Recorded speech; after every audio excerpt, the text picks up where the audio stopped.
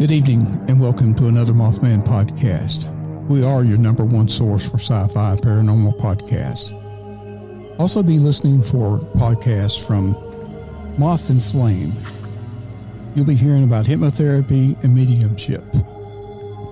And also, please like and subscribe and comment on YouTube. Follow us on Spotify, Google Podcasts, Instagram, Twitter, and more. And you can find out a lot more about our services on mothmanpodcast.com. Good evening, everyone. Tonight I have in the studio with me is Hi, I'm Amanda. And Bruce, I'm here. And we have over the phone tonight a special guest, Cheri Kraft, who you can remember from our investigations from the past, where her house was a kind of a bunch of paranormal activity was going on at one time. And so much we went back twice. That's right. And so we've been calling it the Old Salisbury Road house. Cheri, welcome to the program. Can you hear us okay? Yes. Okay. Cheri, kind of fill us in on what's been going on over the last, well, we hadn't been there since 20. I was saying, whoa, 20, easy, old man, easy. 2017, right? Back in 1762. No, it was like, 2016. Well, actually, 2017, because we went back. That's right. So, kind of fill us in what's been going on at your house there, Cheri. About the same things, like you'll hear things, you'll hear little voices.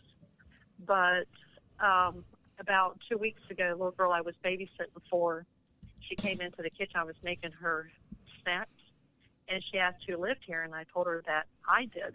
And she goes, "No, not you." I said, "Yeah." I said, "Me and Pawpaw live here." And she goes, "No, before you."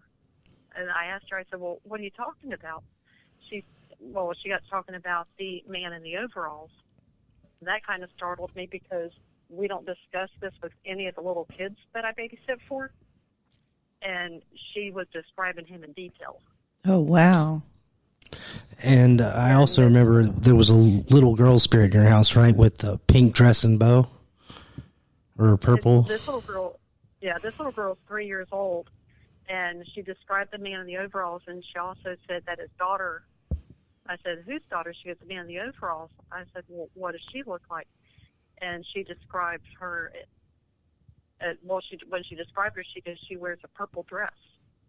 Oh, wow. And that's one of the things that everybody talks about is the little girl in the purple dress. Uh-huh.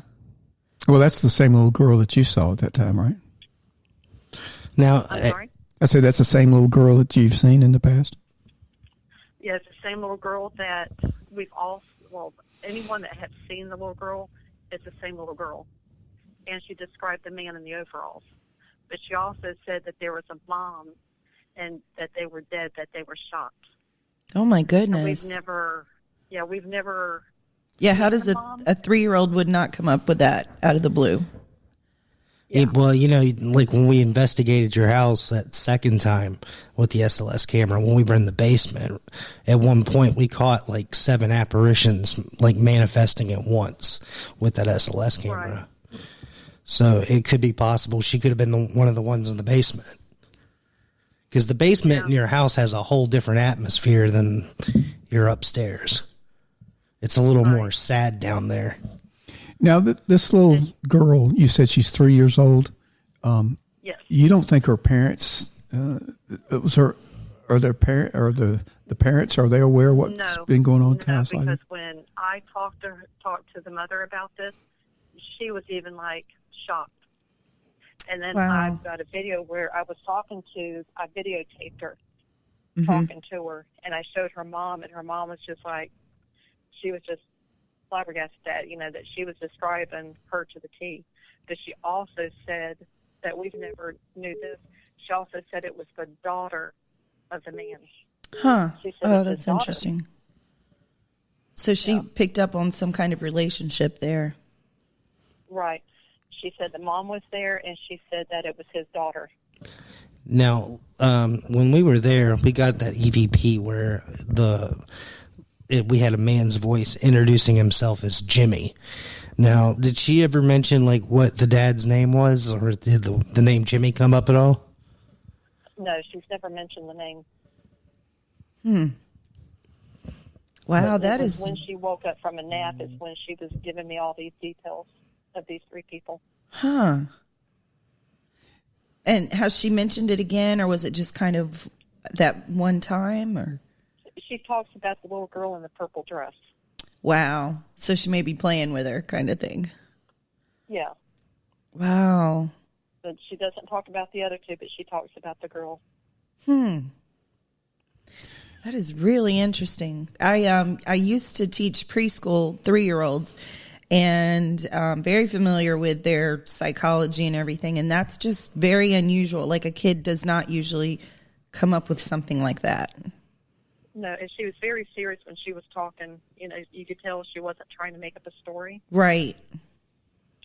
Well, Cheri, She was very detailed. I've been doing a lot of research about young children, and we're going to be doing some podcasts on young children coming up in the near future. But one of the things that I did find out from, just doing all this research, these kids, a lot of kids see things, and the parents make it out to be their makeup play friend or something like that.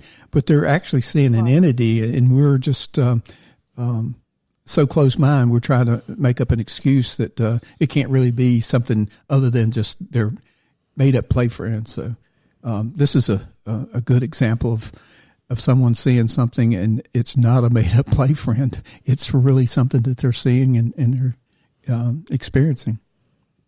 And, Right. like, did the little girl say like how many times she's seen the girl in the purple dress? Has Amelia seen the little girl? Yes, that's I what didn't he's hear asking. Yeah, he's asking how many times that the little girl's mentioned seeing them. She's talked to me about it at least 4 times. Oh, And wow. The time that she told me that this was not our house. That is so interesting. So how long have you been babysitting this one individual? About 2 years now. Okay, so And this is the first time that she started talking about it. okay, so over a 2-year period, she's matured to an age where she can recognize things, Yeah, and she can vocalize what she's really seeing. Yeah. Yeah, it's strange. When did this first happen? Was this like a couple of months ago, or? When she first started talking about the little girl Yes. was the 1st of October, I think it is. Right around the 1st of October. Right when we went on vacation, and we went on vacation October the 6th. So it was right before then. Amanda's been doing a lot of research. She's a very good research person for our podcast, and she's very thorough, and she's done a lot of research about that area, and she's found out some interesting facts. Now, we haven't been able to locate anybody that by the name of Jimmy that's owned the property. I have. Okay. I Go do. ahead and I did explain what you find. found out.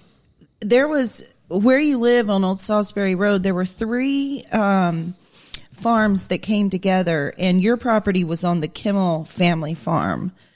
Right. And Roger Kimmel, he built this house. yeah, and your house was actually built. It was farmland, and then they built your house basically. So Right. there had been some other older structures there. They were there were some small stone outbuildings because they were using we've actually seen the remnants of those buildings when we were out there doing the investigation. That was one of the things that Cheri actually showed me and Daryl and Jason. We actually went in the woods, and there was like the remains of the foundation of the farmhouse and stuff. Oh wow! And it was back in the wood line and overgrown. Yeah, I should mention I haven't actually been out to Cheri's house. I came to the podcast a little later, so Bruce and Daryl are the ones who did the investigations. But the Kimmel family, they were really interesting. They came over originally from Germany, and they bought that land almost immediately back in the 1700s. So they had various farmhouses on that area, like they would kind of like build one and it would last 20 years and they'd tear it down and build another. And they also built some out of stone. Before they bought that land, it was Native American land. And the last remaining Kimmel lady who lives off of Ebert Road near Kimmel Farms Elementary, she had donated the land to the school, and she talked about that when she was a kid and her dad would plow the fields, they could just pick up arrowheads just straight up out of the dirt. And there's even some Native American caves we're trying to find to see if we can get access to them. But the interesting thing, back to pertaining to your house, I did some genealogy research, and I looked at 200 years of the Kimmel family. And in all of that time, there was one guy named Jimmy. And his name was James Kimmel, but in parentheses it said he went by Jimmy. And he lived on the farmland. And so we do have someone named Jimmy. We've got that EVP of someone saying their name is Jimmy. And there was only one Jimmy in 200 years of their history, from the 1700s, late 1700s up to the modern times. So we do have a Jimmy on that property. It's pretty interesting. Like, Yeah, well, all together now. Yeah. We still haven't found any records of any murders or suicides or anything like that. But you have to also remember that records were not. Yeah, there's not a It's lot not of like criminal today, records going that far back. So There's not even a lot of death certificates going that far back either. Yeah, but a lot of the Kimmels are buried right down the road at is it Advent Moravian? Right down the road from you. Right. Yeah, you can go over there, and there are Kimmels buried in their cemetery right there. But I thought it was pretty I know cool. some Kimmel, so I'll have to find out if they're related to the family that lived here. Yeah, and there are two spellings of Kimmel, one with an M, one with one M, and then the other with two M's, and they are all related family. So I'll have to call her and find out some more information. yeah, definitely. But we do have a Jimmy on your property. We also know that there was Native American activity. Not sure. We know that they lived there. We don't know exactly where they were burying their deceased people. Did it say when he died? Do you remember the time frame? It was about, let's see, he's more recent. It was 1830 something. No, later than that. He died in the 1900s, but early 1900s, like 1930s. Oh, okay. Well, that would have fit the attire. Yeah. Because people wore the blue jeans. Yeah, Right. and it was almost immediately before they built the house. Right. So, Now, the little girl that's that's talking. interesting. Excuse me, Cheri. The little girl that's talking to you. Does she ever play in that playroom that you've got there? The extra. That middle bedroom? Yeah, the middle bedroom. Does she play in there? That's their favorite place to play in, is that middle bedroom. Because that's where we got a lot of orbs. Yeah, in that room. and we started playing with the toys one night, and our equipment went crazy. So we made the little girl mad, and we started playing with the toys. But I was just wondering if that's where she's. She also takes her naps in that bedroom. Oh, okay. wow. Okay. That's when she started talking about it. It's that bedroom, right? Yeah. Yep. Okay. And I guarantee you the little ghost girl is probably very attracted to you and the other children, and just the fact that you kind of have made it a really child-friendly place. That's true. And she may be a little bit didn't think attached about to that. you. And Yeah. I didn't put the two and two together either, with her sleeping in that bedroom, and Yeah. that's where the first time that I seen her was in that room. Wow. Yeah, that room has Some good some activity. history there. Yeah. Besides And my the, daughter also slept in that room, and that's where she's seen her quite often. Oh, wow. And I remember that front bedroom had a lot of activity too. That's where we actually got the Jimmy EVP. Right. But what I was wondering is, like, besides the little girl that you're babysitting, has anybody else had any more experiences with the little girl or the man in the overalls? We have, like, at a, gosh, I can't remember the last time. I should have wrote them down as I see them, but like you could. My thing is you could hear the voices, or you hear someone and you think someone's coming downstairs and no one's there. You still hear a lot of that. Okay. Can you make out what the voices are saying, or is it just kind of like whispering? Or it's usually when people hear it, it's usually "Mama."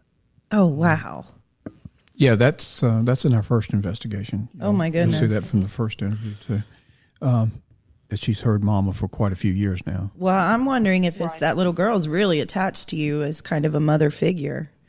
Well, usually when I leave, that's when something will happen. That's when other people will see it. When I leave like if I'm gone for a day or two, that's when other people will really see it. Oh my goodness. That's when, like, didn't the light globe unscrew and shatter a while back, and that was in her sister Ann was there. That's when she was leaving, and it happened, I believe. And they watched that happen. They heard something. They came in here, and then they watched that happen. If you had any more, not long after I left. Wow. If you had any more items tossed around in the house, that's what I was going to ask. Like, because I remember Malia saying, like, her riding helmet and soccer cleats, would disappear, and then she'd find them like a day or two later in a weird place. Stuff like that happens like quite often, and you didn't put it there, and it's in a place like when you walk by it, you looked, and then it's there. Oh my goodness, that's crazy. Has there been, because I'm pretty unfamiliar with the haunting, and has there been anything negative that you've experienced? No.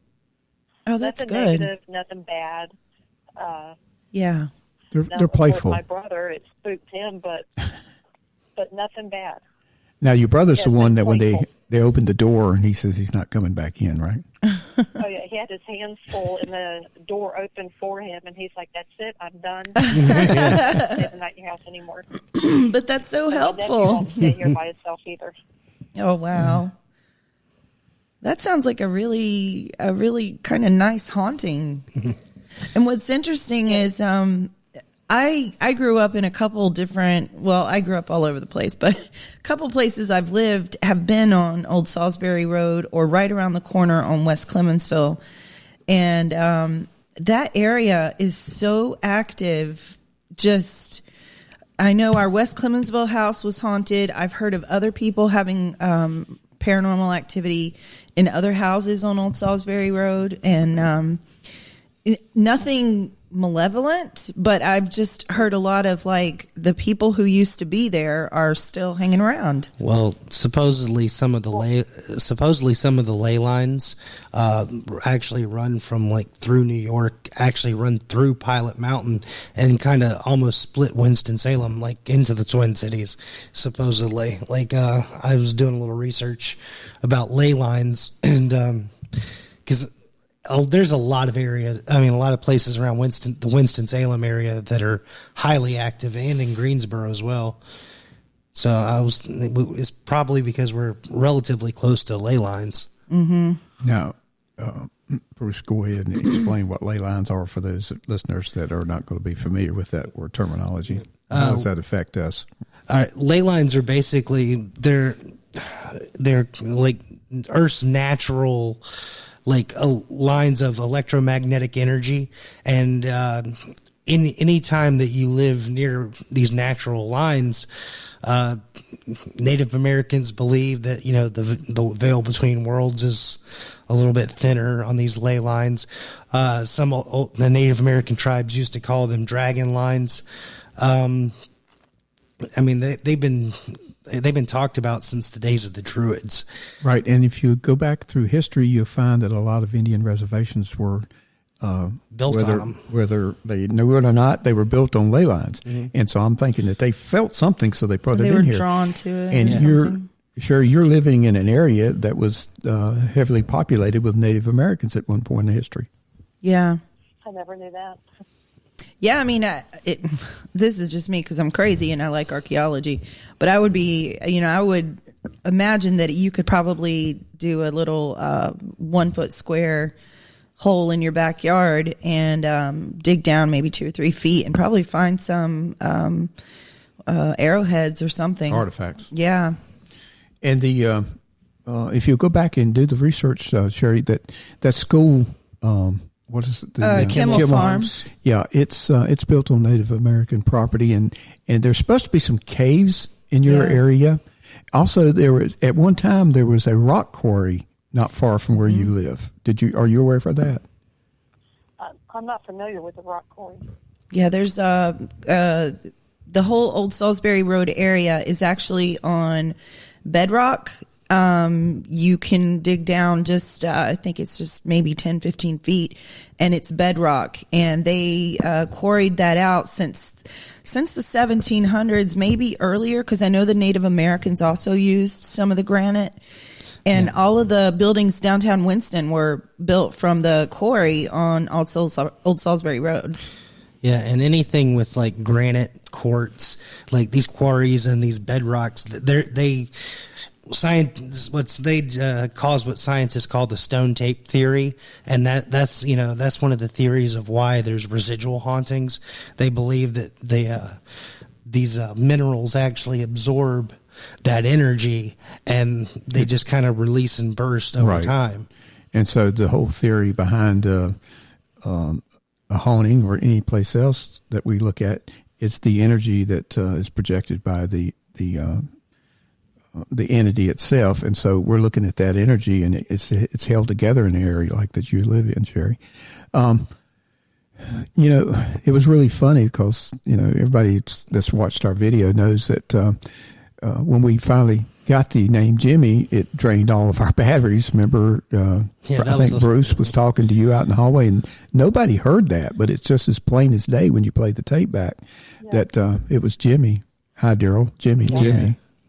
So there was something there, and he pulled the energy from the surrounding area and was able to speak. And so that's one of the reasons that we've had more luck at your house than we've had probably anywhere else that we've investigated so far. Now, I'm not saying we haven't had some luck, but yours has been the most active one that we've ever. We'll put ours up against any Ghostbusters or. I would say Donna is a close second because hers is on a battleground. Yeah, right. I don't know if you've heard our podcast from Greensboro, and it was the battleground area in Greensboro where we did one. So, yours has been the most active, and it's probably the sweetest one that we've done. And listening to this little girl talking to another little girl of the spirit world is kind of thrilling. Yeah. So. And she's still talking to her. She's got a new little playmate. Yes, she does. I mean, that's really nice. I mean, it seems like that little girl, whether she's stuck or whether she just likes being there, you guys kind of fulfill some needs for her. She's got playmates. She's got a mother figure. And, I think it's a really good relationship there. And that individual, maybe the father just doesn't want to leave. And she also, the little girl said the mother's there too, right?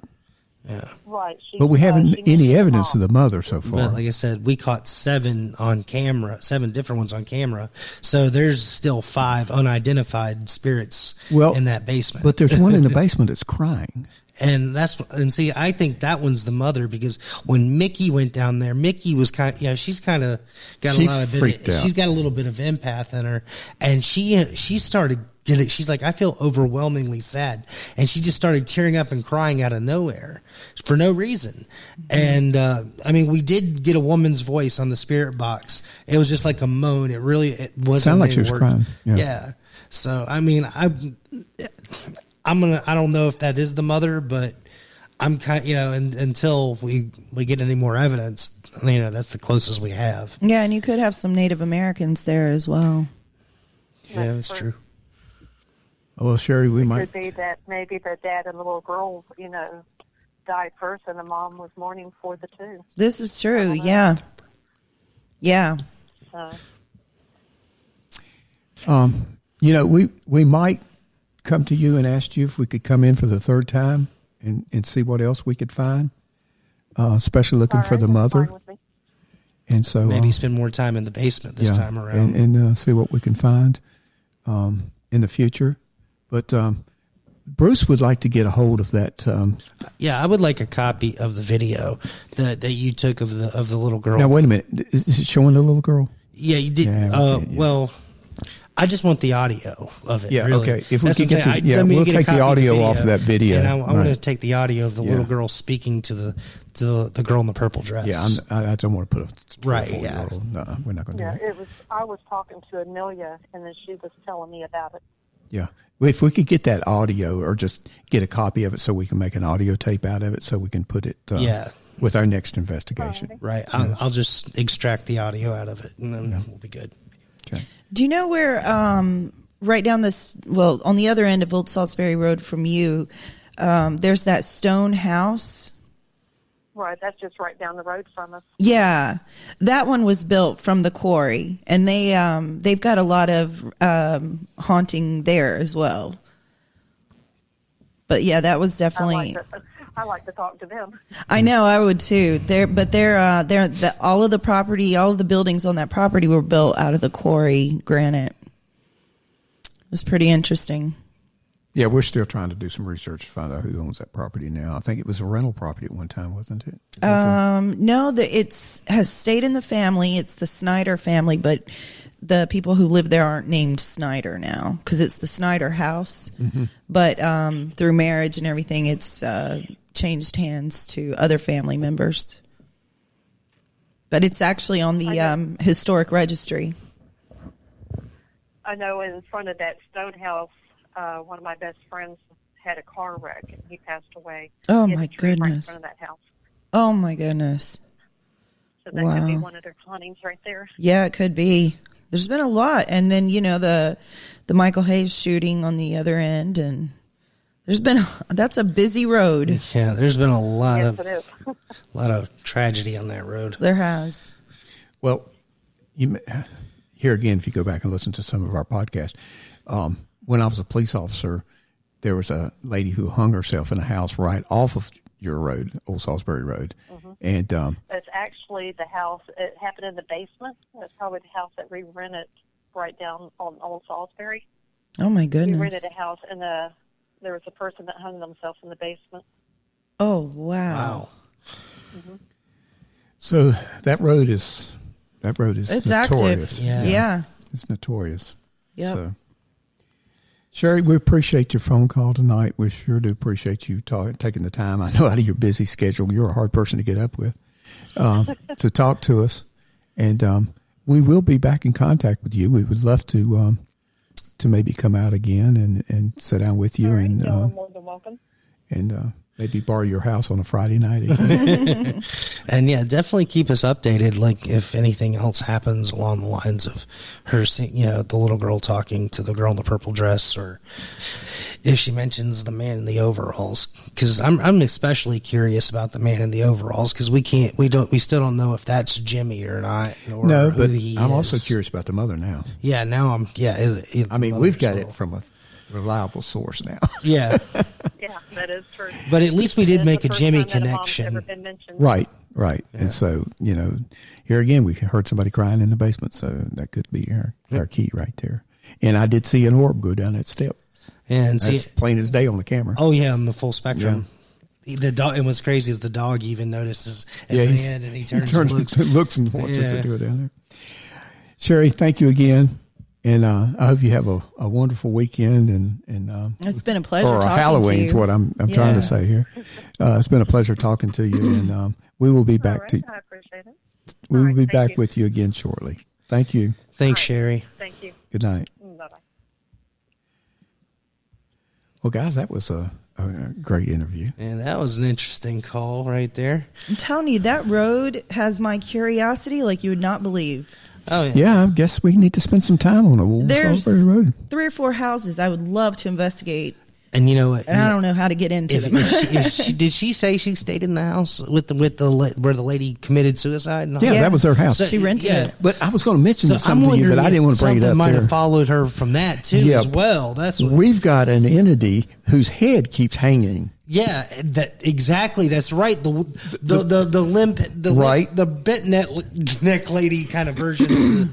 I forgot about that because we shot that in the bathroom. We shot it in the bathroom, and everybody's head sticking straight up, but one, and his head's always leaning down. Right. So I'm thinking that's the one that's followed them over there. Yeah, or it would be normal for a few seconds, but then after a while, his head drops down. Yeah, or the head would completely disappear because there was a couple times where the head would disappear. Well, that could even be this person, entity, whatever, trying to communicate how they died. You know, like my head's gone, kind of thing. Yeah, well, he hung himself, so it broke his neck. So I mean, she's lived in two extremely haunted houses in a row, right on the same road. It is that road, yeah. And if spirits can travel like a little bit of distance, like when they're attached, I mean, what's right down the road? You know what I mean?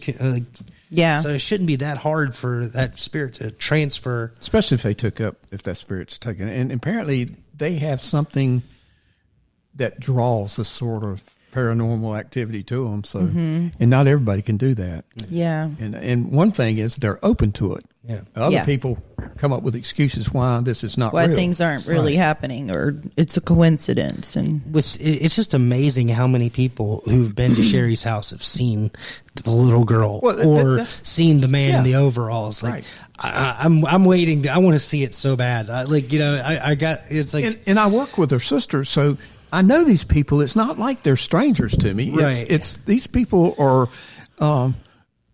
like you and I. I mean, they're normal people. They're not people that are going to make up stuff. Right. Exactly. So, I'm sitting here thinking, now we got a little girl who is very innocent. Yeah. Who is, is in my realm of what I call the paranormal. That can see things. I have a theory, and this is just kind of one of a gut feeling I have. I don't know if I'm right or wrong, and I don't know if we can prove it. I told you this guy, Jimmy, he's the only Jimmy in 200 years of history. Right. There are no other Jameses or Jimmys on that property at all, period. And I was kind of surprised. It took me several times going through all those names. Well, and another thing is, and here again, I think you're right. I think it's going to be Jimmy. Yeah. But we don't know if he's not a worker or a farmhand or somebody that just worked on the property. But there is a Jimmy there. So, we're closer than we've ever been. It's not necessarily the overalls guy, but there is a Jimmy there. And so this Jimmy, he was a Jimmy Kimmel. He was the son of the guy who owned the farm at that time. Let's go to the graveyard and take a look and see if we find a Jimmy. Oh, yeah, he is. He's buried at Advent. He's buried at Advent Moravian, I think. I'll double check, but I'm pretty sure he is. And so he never married. So that's what's throwing me off. But here's the thing. He lived with a couple of different families who had young daughters on the farm. So the families were farmhands. They had a house on the farm, and he kind of moved in with them. Yeah. And they had two daughters, and I don't mean young, like 14. I mean like they were 20-year-old young ladies when he was about 25. And they all lived in this house together. And I'm just wondering if he fathered a child illegitimately and stayed with them because he stayed with this family until he died. Well, the little girl never said that Jimmy was the dad. This is true. So, I mean, it could easily be one of the other families, just like we don't know if Jimmy's the man in the overalls. Right. So, the man in the overalls might not even be the dad of the girl in the purple dress. Yeah. So, I don't know. It's interesting. It really is. There's a lot of questions. And trying to put together the real history with what people are really seeing and trying to piece all of that together. It's like a puzzle. Especially in an era where there's very few records. So few records. Oh my gosh, you wouldn't believe. Yeah, and for our listeners who have no idea what we're talking about, go to our YouTube channel. We have 2 separate investigation videos that we've done in Cheri's house. And Old Salisbury Road Investigations. right, the Old Salisbury Road Investigation and Return to Old Salisbury Road. Go watch those 2 episodes, and then you'll be up to speed. Yeah, and also watch the prior interview before the investigation. Which to me, that was the most fascinating. Yeah, that's on YouTube also. Yeah, that is. I enjoyed that. So there's a lot out there you need to go research before if you get confused on this podcast. We are trying to solve the mystery of Cheri's house. Who is Jimmy? Who is Jimmy? Yeah. I want to go dig in her house, I'm telling you. Or in the yard, not in the house. But I tell you, you could have like knocked me over slopes. with a feather when you said a 3-year-old is starting to describe everything that we know is a fact as being there. Yeah. And I'm thinking, good God, if you don't believe this, what in the world's going to take you to believe I'm something, telling you, know? I've taught 3-year-olds. I taught 3-year-olds for about 4 years. And they don't come up with that kind of stuff. Well, they just don't. Even It's if not they- in their realm. even if she's trying to make it up, how can she make it up so perfect? Yeah. to match what everybody else the has exact said. same details that 3 full-grown adults have witnessed. Right. And a handful of teenagers when Malia and her friends had that sleepover. Yeah. That happened before she was born. Exactly. It did. Because you think back, this was all going on before this little girl was even born. Right. Yep. I mean, So- this is stuff that Cheri's been experiencing for years in that house. Yeah. So, Yeah, all right, it's guys. crazy. Y'all got anything else before we call it a night tonight? But, No. No. This has been a good one. This is. I hope you enjoyed this one because we sure did. Yeah. So, Yeah, just remember to like, subscribe, and share to our, our YouTube channel, and keep listening to us on Spotify, Spreaker, Google Podcast, Apple Podcast, and all the other ones. And now we're on Podcast Addict now too. They Awesome. They added that as one of our platforms. Okay, great. All right. Good night from Mothman Podcast. Good night, guys. Good night. Thank you.